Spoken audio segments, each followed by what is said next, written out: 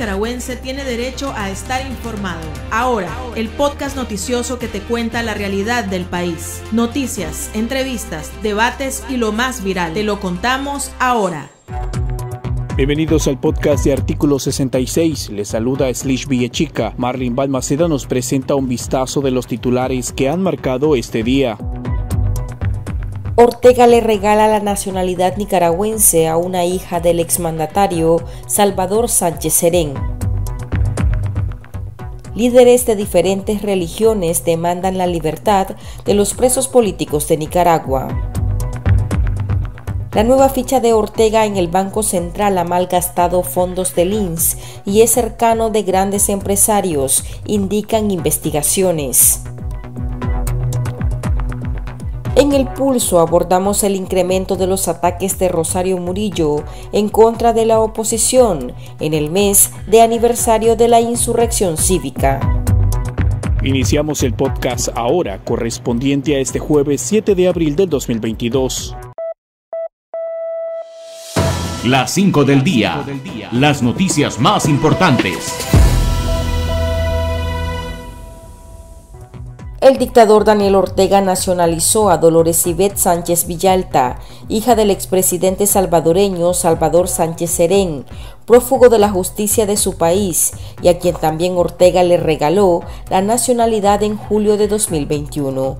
Según Migración, la hija de Sánchez Serén, de 43 años, ha cumplido con los requisitos y formalidades establecidas en la Constitución Política para adquirir la nacionalidad nicaragüense por ser centroamericana de origen y tener residencia en el país. Ortega le ha regalado de manera express la nacionalidad a sus amigos, Sánchez Serén y Mauricio Funes, así como a familiares de ambos. Los salvadoreños estarían gozando de megasalarios en Nicaragua, mientras El Salvador los requiere por diversos delitos, incluido lavado de dinero. Las autoridades migratorias de la dictadura de Nicaragua negaron la entrada al país del catedrático costarricense Carlos Sandoval. El Instituto de Prensa y Libertad de Expresión IPLEX denunció que el académico intentó ingresar por el puesto fronterizo de Peñas Blancas el pasado 31 de marzo, donde los servidores del régimen le pidieron información considerada confidencial. La organización reprochó que le negaran el ingreso con la burda excesa de no dar nombres de todos los conocidos que Sandoval tiene en Nicaragua. Los miembros del Instituto de Prensa destacaron que la libertad de tránsito es una libertad inherente al ser humano y constituye un medio para el ejercicio pleno de la libertad de expresión. Al menos 400 religiosos denunciaron las violaciones a los derechos humanos en Nicaragua y demandaron la liberación de los presos políticos. En una carta abierta dirigida a las autoridades del régimen, líderes de diferentes religiones establecidas en Estados Unidos indicaron que la liberación de los reos políticos sería un paso importante para lograr la tranquilidad y la paz a través de la justicia. Firmaron la carta líderes católicos, episcopales, judíos, protestantes, musulmanes, budistas, hindúes y de otras tradiciones religiosas, que se proclamaron personas de fe y alzaron su voz en este tiempo de oración. Tirso Celedón, el nuevo directivo del Banco Central de Nicaragua que Ortega colocó por un periodo de 5 años, es un personaje vinculado a la ejecución de millonarios préstamos del Instituto Nicaragüense de Seguridad Social, destinados a desarrollar inmobiliarios, algunos de lujo, que terminaron fracasando y deteriorando más las finanzas del INS. Según investigaciones periodísticas, el empresario es una ficha de Ramiro Ortiz Gurdián, director del Banco de la Producción Banpro, entidad bancaria que le ha manejado cuentas al régimen sandinista. Tirso Celedón también dirigió el banco sancionado Bancor y ahora estaría encargado de mantener activa la comunicación con la pareja dictatorial desde el Banco Central. Los países de la ONU decidieron este jueves suspender la participación de Rusia en el Consejo de Derechos Humanos en respuesta a los abusos que está cometiendo en Ucrania. A iniciativa de Estados Unidos y sus aliados, la Asamblea General de Naciones Unidas aprobó esta medida con 93 votos a favor, 24 en contra y 58 abstenciones. Entre las naciones latinoamericanas que respaldaron la medida se encuentran Argentina, Chile, Colombia, Costa Rica, Honduras, Guatemala y Uruguay. Los únicos votos en contra fueron Nicaragua, Bolivia y Cuba. El Salvador, México y Brasil optaron por la abstención. El Pulso. Le medimos el ritmo a la realidad.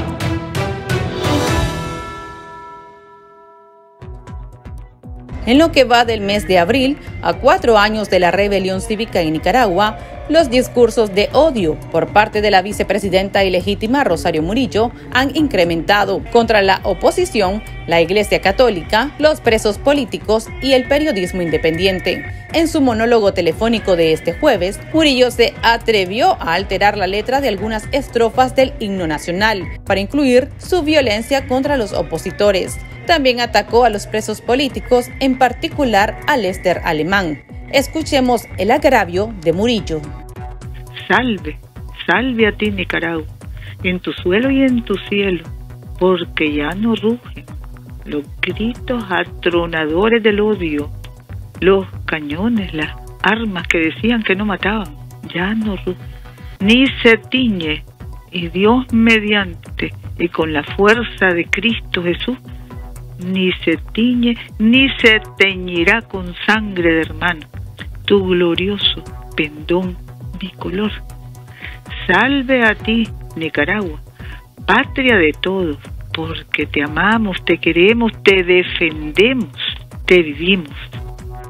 Y allá aquellos que desgraciadamente tienen que verse en un espejo de criaturas deformes, allá aquellos, porque no solo rinden cuentas o deben rendir cuentas o están rindiendo cuentas ante la justicia, sino sobre todo y en primer lugar ante Dios. Salve a ti, Nicaragua. Salve a ti porque no hay en el horizonte crímenes. Salve a ti porque ya no rugen los bozarrones, ya no se alzan las manos llenas de falsedad. La portavoz del régimen de Daniel Ortega ha dicho que este mes es para celebrar la paz que tanto han defendido y que seguirán defendiendo, lo que sus oponentes asumen como una advertencia de incrementar un estado policial y parapolicial ante cualquier intento de manifestación. El periodista Noel Miranda, de Artículo 66, conversó al respecto con la directora de 100% Noticias y ex-rea política, Lucía Pineda Ubao.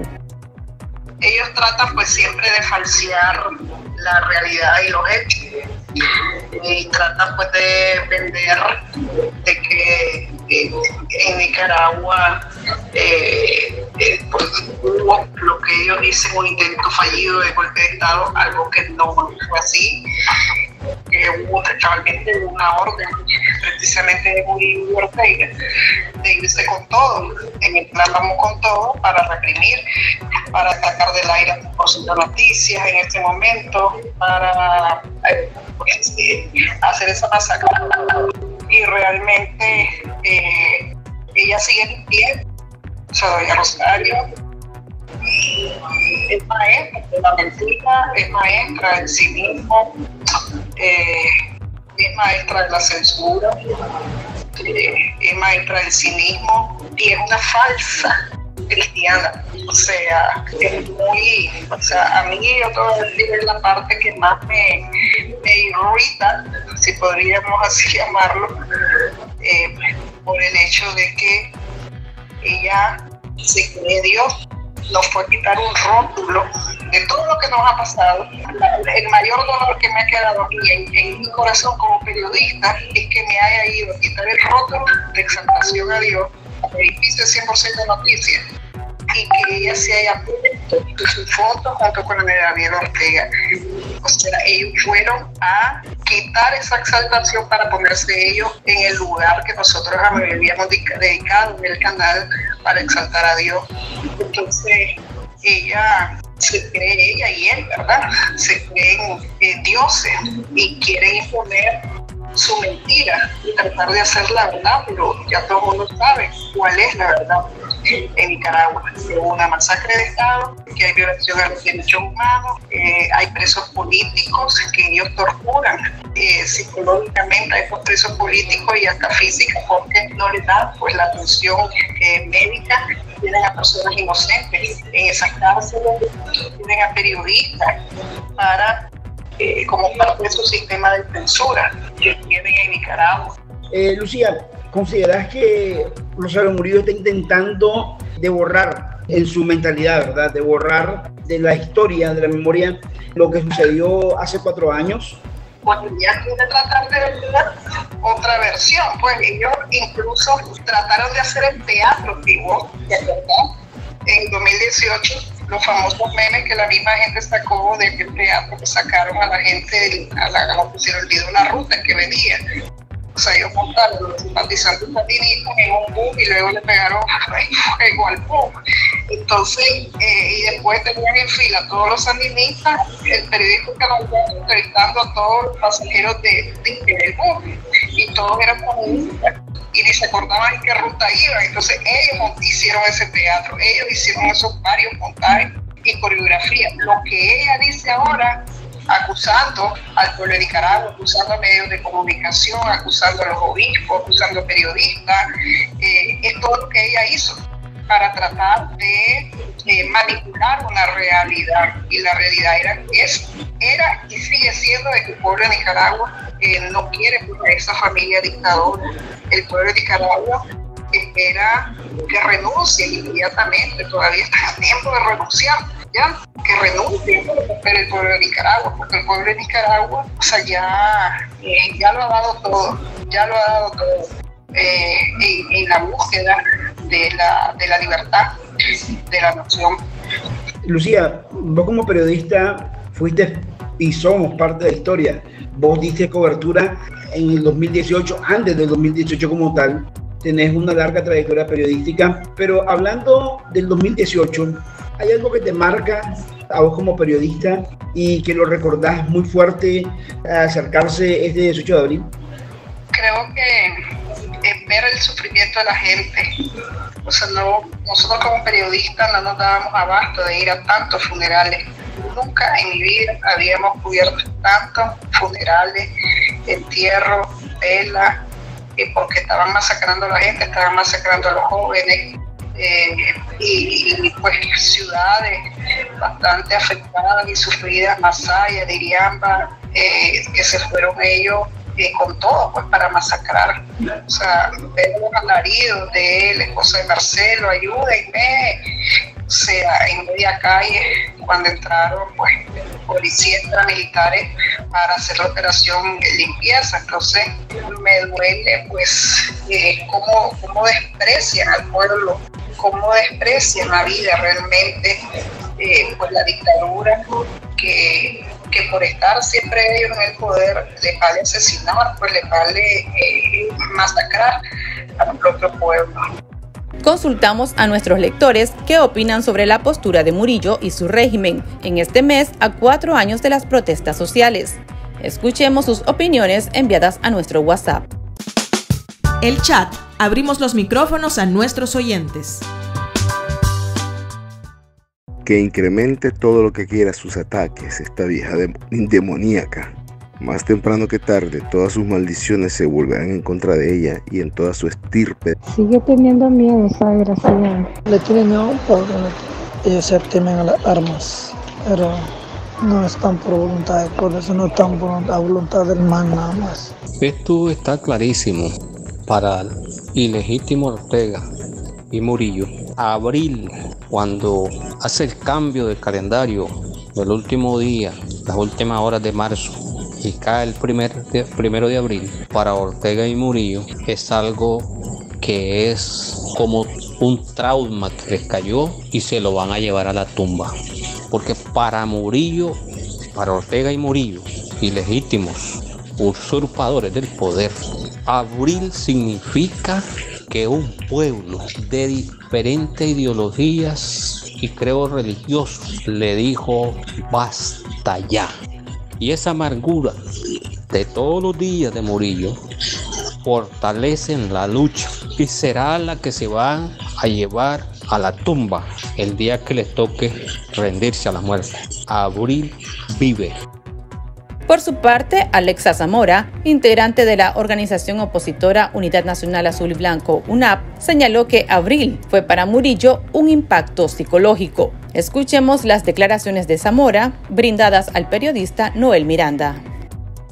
Abril fue una derrota aplastante de la ciudadanía que estaba harta de los desmanes del régimen, y eso para ellos significa un gran impacto psicológico a nivel personal, porque esta gente ve a Nicaragua como su rancho, pero también a nivel político.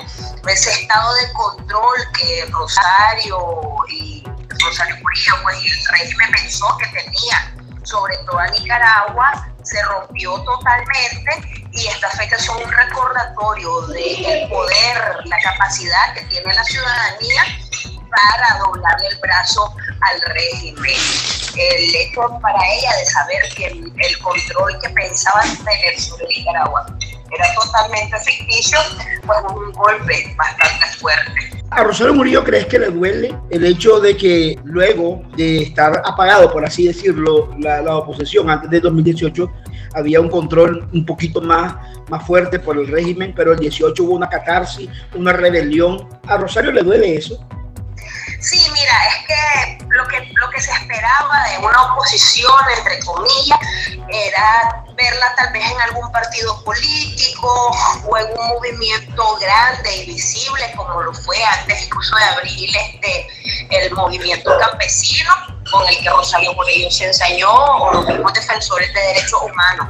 Pero no esperaba, siento yo, esta explosión social, esta movilización masiva de la ciudadanía, y el hecho de que ha surgido, digamos, una oposición de todo ese movimiento que surgió en abril, pues yo creo que es un impacto para ella bastante fuerte. Yo creo que esa sacudida era también algo que se necesitaba.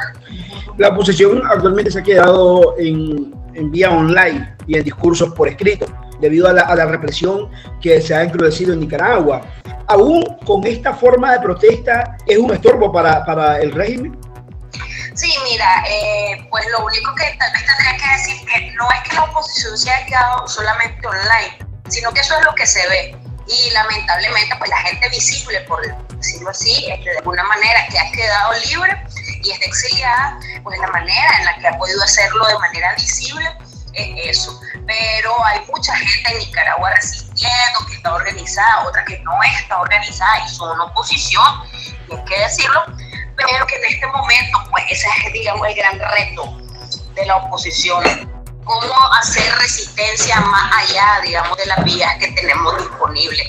Y lo otro es que sí, este trabajo de hormiga que se hace tiene un impacto. Estas resoluciones de la OEA, la ONU, las condenas, medidas cautelares para los presos, sanciones y etcétera, son el resultado algo no solamente de las caras visibles que vemos en la oposición, sino también de un montón de gente que pone a disposición su tiempo para mantener a Nicaragua dentro de la agenda mundial, lo cual en sí es un reto. Si vemos, por ejemplo, el conflicto en Ucrania, antes de Ucrania fue el regreso de los talibanes, mantener esa crisis de Nicaragua en la agenda, pues es un arduo trabajo.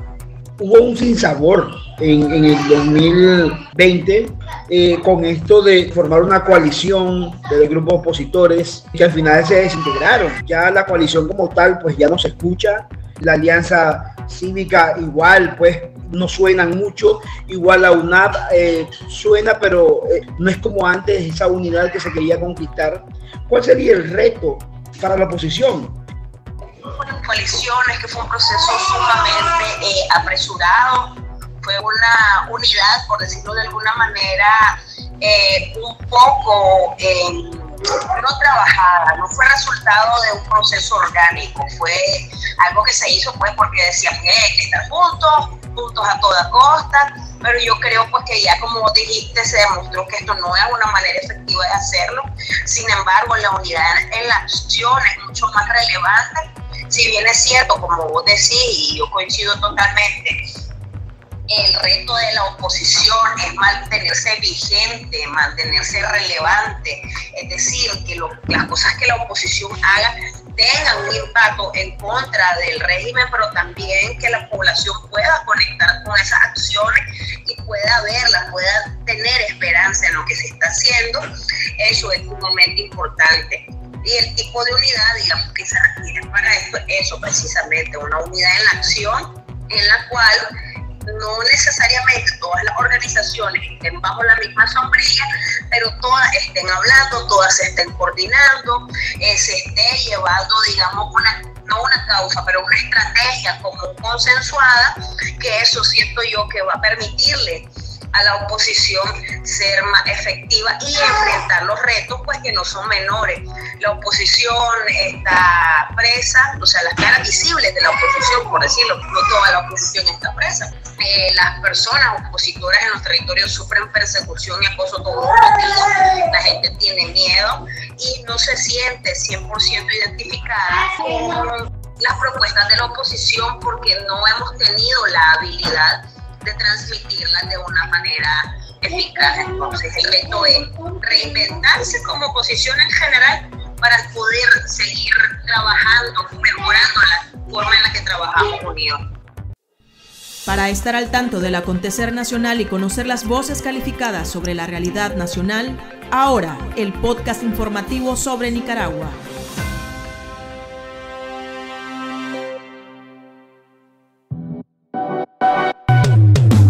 Tendencias, la viralidad de las redes sociales. El femicidio de Vilma Elena Méndez, de 40 años, cometido la noche del 5 de diciembre de 2021 en Nagarote, continúa causando impacto en la población.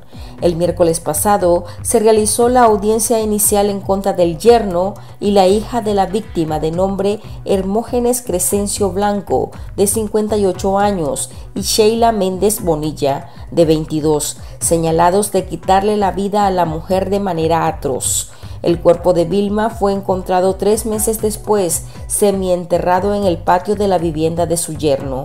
Se presume que el supuesto femicida y su cómplice cometieron el crimen contra su pariente para robarle 5,000 córdobas y quedarse con su casa de zinc. Sin embargo, los familiares de la víctima no creen en esa versión, porque Vilma se encontraba muy enferma de cáncer y su herencia le quedaría a su única hija. Aquí termina el episodio de Ahora de Artículo 66. Continúe informándose a través de nuestro sitio web www.articulo66.com. Síganos en nuestras redes sociales, nos encuentra en Facebook, Twitter e Instagram y suscríbase a nuestro canal de YouTube. La información veraz y de primera mano está ahora. No te perdás el podcast noticioso que te cuenta la realidad del país. Compartí y pasa la voz.